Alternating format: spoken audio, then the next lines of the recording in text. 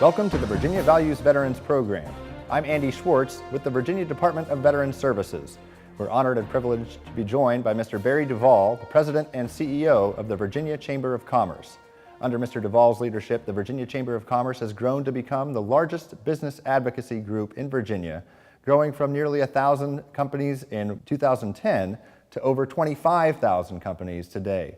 Mr. Duvall, thank you so much for joining us and for your commitment to a strong economy here in Virginia. Thank you, Andy, for having me. The Virginia Chamber has spearheaded what's called the Blueprint Virginia initiative. Tell us about the Blueprint, why it's important for Virginia, and how do veterans play a part in it? Well, Blueprint Virginia is a long-term economic plan. We had about 2 years to work with over 7,000 businesses and completed that task in 2013. We studied 9 areas of economic competitiveness: workforce, education, military and veterans, and came out with recommendations as to how we can work together to improve the Virginia economy by working with veterans and helping them close the workforce skills gap in the Commonwealth. You mentioned veterans in particular as a solution to skills gap that are here in Virginia. How do you see veterans playing a key part in that? Well, veterans in Virginia actually in the last 5 years have filled about 80,000 job openings, more than all the other states combined. So we recognize the value of veterans coming into the workforce. With about 200,000 businesses in Virginia that are non-farm, non-ag businesses, we need a steady supply of workers. Veterans have the character, the work ethic, the skill sets to help close the skills gap. So the Virginia Chamber is focused on military and veterans affairs, and we were fortunate that that industry council was spearheaded by none other than the current Secretary of Veterans Affairs and Defense, Admiral John Harvey, prior to taking his position. And the Virginia Chamber's commitment to veterans has evolved over the past couple of years, grown. We've had a growing partnership, and we're very thankful for that. This is culminating in what we're very excited to announce is a partnership between the Chamber and V3 on an annual workforce conference focusing on veteran hiring, recruiting, retention. Tell us a little bit about that.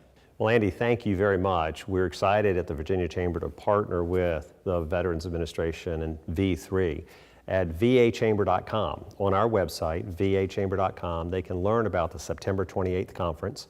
We'll be inviting individuals who want to know how they can hire a veteran. We'll be providing information to individuals about programs currently underway.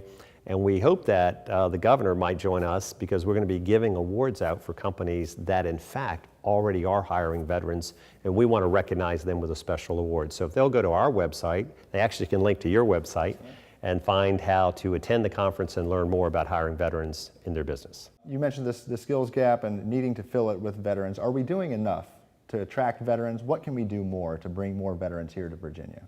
Well, I think we need to work on making Virginia and continue to improve the way we protect our military assets, make Virginia public policy family friendly to those veterans who are here, and be sure that our community colleges and private sector employers are working on the right recognition of credentialing for the skills that veterans have when they come out of the service and want to enter the workforce. And then educating our employers as to how they can help hire more veterans. That's the focus of the conference. Exactly. And education, you mentioned, it plays a key part in that, getting the necessary credentials, the necessary skills that employers are looking for. That is also going to be something we're focusing on as well in the coming years. What does the Virginia Chamber see the educational institutions, what kind of part do they play in this? They play a critical part. In fact, we advocated for this General Assembly, and the governor and the General Assembly supported more funding in this area, especially for our community colleges, to provide more funding for credentialing, recognizing the veterans have many skills and need to be certified for those skills. So we think veterans will play a very important role over the next 5 years in closing the workforce skills gap, and we hope people will come to this conference to learn more how they can be involved. And the workforce conference, where can they go again to find out how to They register? come to our website at vachamber.com, and they have a link to the conference and a link to your website as well. So we appreciate the partnership with the Virginia Values Veterans, and thank you for the opportunity to talk about it today. We likewise appreciate the partnership. Barry, thank you so much for joining us. And thank you for watching the Virginia Values Veterans Program. To learn more about the V3 program and the Virginia Workforce Conference coming up on September 28th, go to www.dvsv3.com.